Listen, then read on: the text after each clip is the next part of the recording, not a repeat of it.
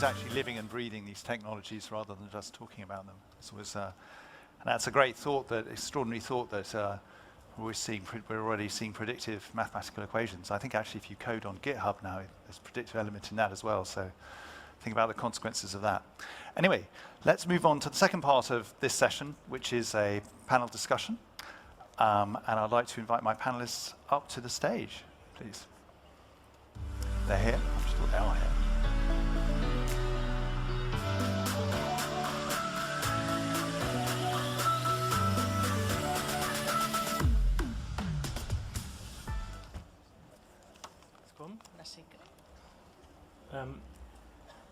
Great then. So one brief housekeeping point. I think obviously this is a subject people have very strong opinions about, possibly that, well, I hope that's why you're here. But if we could, perhaps we'll take some questions at the end. We're quite short on time. We could keep those till then. So if I could go around my panel, first of all, ask them to introduce themselves and maybe say a little briefly about how AI is influencing how and where you work. I'll start off. Should we just start with Elena at the far end there and then move this way? I'm Elena Marinova. I'm the president of Museosoft. It's a software services company, and we're part of the 9 billion KKCG group.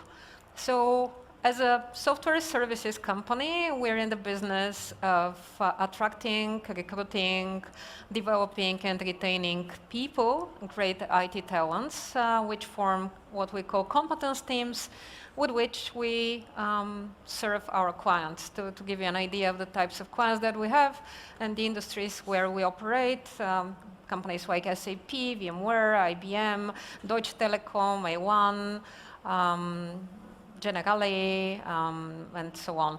So in that context, we've always had shortage of people in our industry, and maybe in other industries, people were not really sympathetic about it until recently, when we had shortage of people in many industries. But if you have shortage of people in, let's say, in banking, what you're doing, you are thinking about digitalization, digital transformation, and a part of it is actually substituting people with technology. Okay, but to substitute people with technology, you actually need people and companies that are building this technology, so thank you for the business. But on the other hand, that brings more and more shortage of people in our field.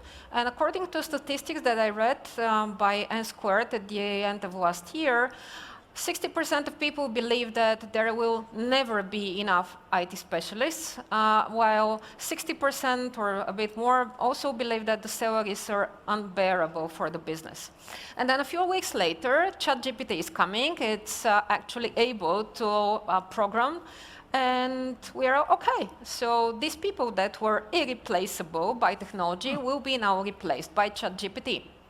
Fortunately or not, I don't think that's the case, because a half century ago or something, programming was writing zeros and ones, and did big machines and cards. Then it was hundreds and thousands and millions of lines of code. Then it was visual programming and low-code programming, and now just AI comes into play. So something which is considered revolutionary for all the fields of our lives is actually evolutionary for the IT sector. Yes, there will be AI. Yes, there will be challenges, and people will have to actually have different characteristics in that context. But paradoxically or not, the more technology we have, the more technology we need, and the more people we need that will be building this technology. So I believe that's something that will happen in my field. Great, then. If we can move on to David, if you could briefly. Oh, yeah. Thank you. My name's David Shepherd. I'm a vice president at Avanti. Just as a brief introduction, we have a hyper-automation platform where we're working with our customers on some of the points you've seen already, whether it's accelerating, whether it's optimizing, whether it's simulating, or whether it's just simple management or security prevention. We're using components of artificial intelligence, automation to actually ensure these happen within Avanti. And Sumit, please. Hi, I'm Sumit, and I'm the COO and Co-founder for CerebrumX. which is a company which deals with connected vehicle data. In the interest of being concise, what we do is we work for different verticals like insurance, fleet, smart mobility, to deal with problems like traffic management, disaster management, how do you react to a situation like a crash inside the car, and how we can help both the customers as well as the companies which deal with that data. So that's really what we do. And lastly, Mike. Yes, good afternoon, everybody. I'm Mike Short, Chief Scientist, Department of Business and Trade, but I'm a 30-year telecoms veteran before working for the UK government. My particular interest in AI is, I think clearly the genesis of AI from machine learning through to AI is already in use in telecoms today, and I think we can see a lot of applications where the telecoms industry can help other sectors with the use of data. Access to data is absolutely critical in this area, so some sectors may be ahead of others in that respect. Right, great. So first question I'm going to ask, first question is going to be a sort of past question. How do we feel, how far we've gone? And then the next question is be a future question. But we'll start with the first question, which is how far do you feel with the AI has evolved from the Turing test? The title of this talk references the Turing test. So if I put that to our panelists, Sumit, would you like to take that one first? Sure. So first of all, I think as per the topic, starting from the Turing test, that was about, I guess, about 75 years ago, right? I think it was a very rudimentary test for what we then called AI, how you would respond to a particular question being asked and how close you would be to a human being, right? That was the basic genesis of the Turing test. I feel it probably survived its time for a few years, but the generation we are in terms of both our generation as well as the AI's generation, Turing test does not even come close to the problems that we are trying to fix. In my personal view, AI basically deals with three kinds of different buckets of issues. First is the natural language test, which is kind of taken care of by Turing. The second is the knowledge base itself. What do I premise the response on?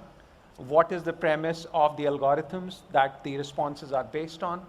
That clearly is based on the amount of training and the data that's available to any AI model, right? So obviously that's nothing to do with the Turing test or anything like that. That's going to evolve as we move forward. The third one is probably the most difficult problem to solve, or it's a totally different bucket which only has started to be realized now, which is what is the ethical and the bias related issues which are going to have to be tackled by any AI model. Just to give you an example from my world, right? If I'm driving my car today and in front of me is a situation where I know I'm going to crash and I have an old man and a child in front of me and I know I'm going to hit one of those, right? As a human being, how do I decide, right? What am I going to do, right? I think as humans, we are pretty forgiving. Any decision I make in that situation, as long as I was not drunk, I think is the right decision, right? I don't think we are going to be that forgiving when we have self-driving cars.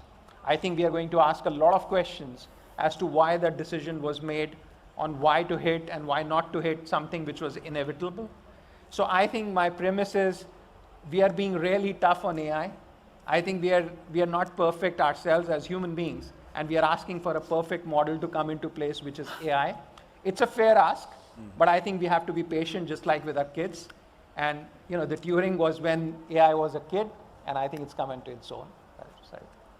I think I'd encapsulate it as saying that AI is obviously rational, but actually huge swathes of our lives are not only not rational, but we probably don't want them. We probably want to keep them that way, our personal relationship, et cetera, et cetera. Would any of the last panelists, Elaine, would you like to add that? By the way, the initial Turing test, certain things around intelligence were ignored. And it was always commented that we were judging humans different to what we were expecting from a machine, in essence, at that point.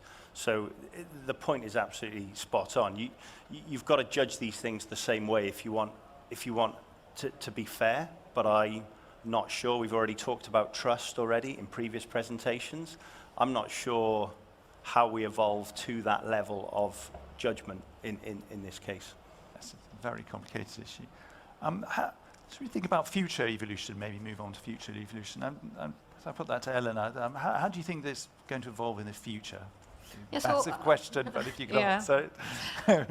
It will evolve, that's Within for less sure. than 2 hours, yeah. But I agree with the others that actually it's not the Turing test anymore, because we assume philosophically, to fast forward from that discussion, that thinking is rational, logical, so we need material stuff for it, body, brain, some chemistry, and on the other hand, with the machines, some facts and logic and processes, then obviously the machines are thinking much better than us currently.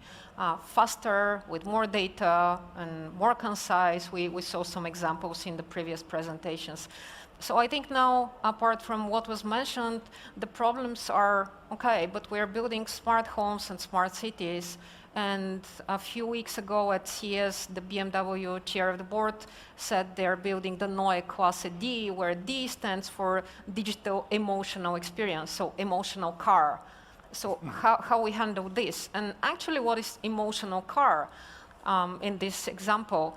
Is a car emotional if it changes its color when you're dressed in particular color? You go in red jacket and it changes to red. I wouldn't say it's emotional if it knows and you taught it beforehand that you like it matching your clothes. That's very rational. You might feel emotional about it and it may make you happy, but the car is not emotional. So I think in the coming years, we'll be pushing a lot of boundaries of things that we previously thought are emotional, and the machines will be very logical about them. And as Roger said, the machine is actually consider him predictable. It's logical, actually. That's why predictable, because you have logic in mind and it can continue in that direction. Is that frightening? For me, it's not. It's just pushing boundaries, making our lives easier, better. And I still believe in the unlimited magic in our lives. So the more we push the boundaries, the more we will have to discover. I wonder if any of the other panelists would like to, maybe Mike, talk on this. I mean, I know we're short on time, but it's the core question, I think. So just very briefly, I did a quick analysis of how many stands were claiming an AI capability at Mobile World Congress. And I was surprised to see over 10% of stands claim an AI competence today. So if we want a view of the future, we should go and see the 250 or so stands here at this show claiming that AI capability. But I also think there are some issues to do with cleaning up the data to be ready for AI. Some of those data sets are dirty, they're incompatible, they're not always structured.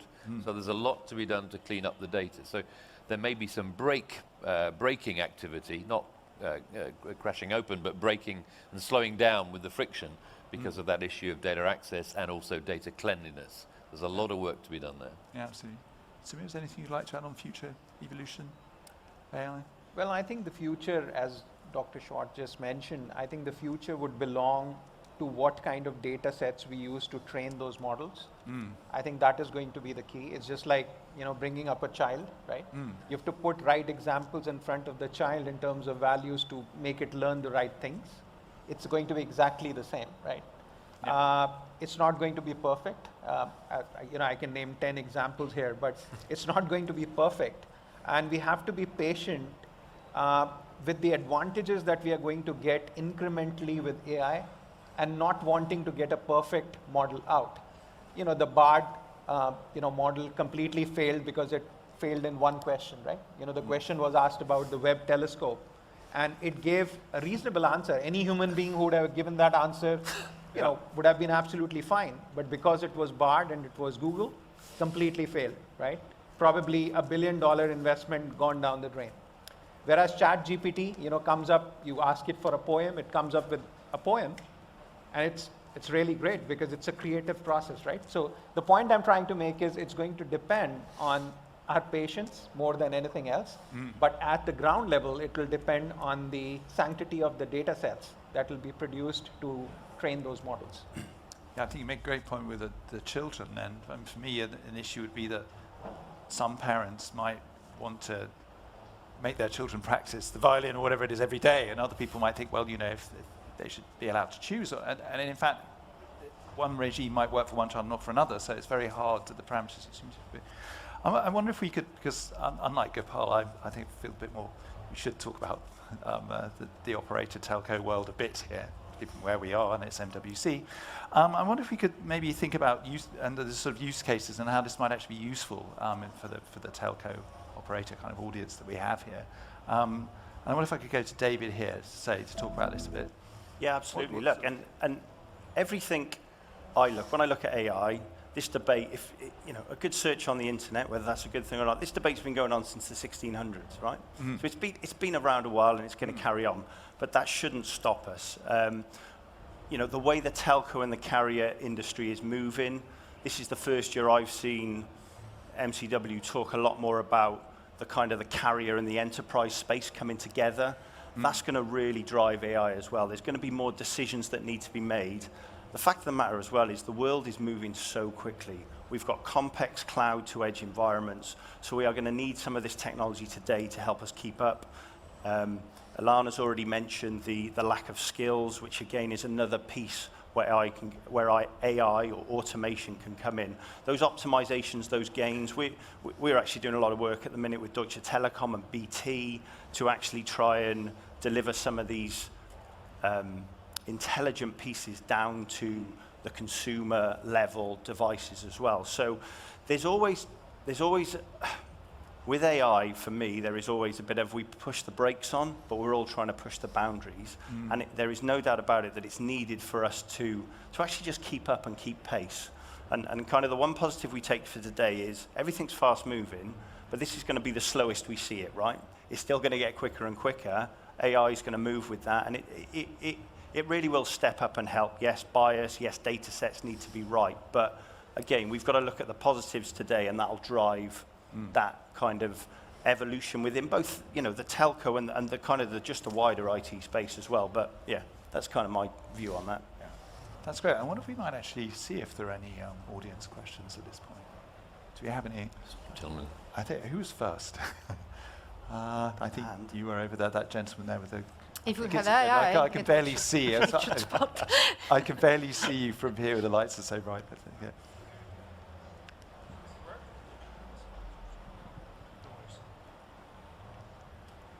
Hello? My name is Eric de Kerkhove, and I work for Media 2000.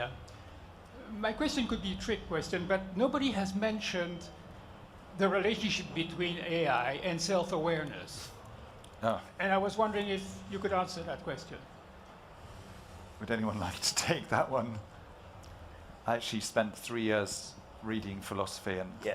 there was a lot of locket. Yeah, I don't know if I can answer the question, but that is definitely a point where AI stumbles and we start to question a lot. To Daniel's point, you spend a lot of time researching this, and also if we apply some like philosophy to us as humans, we can't always get to where we need to be. Mm. So I wish I had an answer for that, and if you had an answer for that, I think we could evolve a lot quicker. But it is what is thought, what is thinking, yeah.